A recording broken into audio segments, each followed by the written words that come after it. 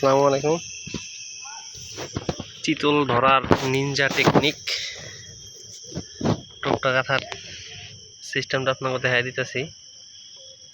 এখানে যদিও কেঁচোগুলা ছোট ছোট আছে, এটা হচ্ছে আপনারা মানে সবচেয়ে কার্যকরী যেটা, এটা হচ্ছে সাপা কেউসা নাম দিছে বড় ভাই। মানে যে কেউসাটা তিরিং বিরিং ফাল পারে আর কি, দৌড় পারে সাপের মতো। নাই অবশ্যই এখানে এখন থাকলে আপনাদের দেখাই পারতাম, এটা না। আপনারা অবশ্যই যারা কেঁচো দিয়ে মাছ শিকার করেন তারা চিনবেন, যেটা হচ্ছে আপনার মানে একটু কাটলে বা একটু ব্যথা পাইলে কেঁচোটা হচ্ছে আপনার এই যে এই কেঁচোটা খুব লাভ পারে আর কি,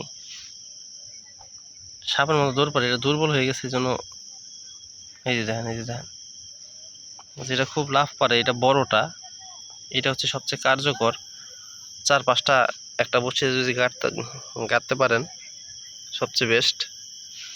এটা সবচেয়ে ভালো কাজ করে আর কি, নিচে যায় লড়াচাড়া করে, আপনার চিতল দূর থেকে টার্গেট করে।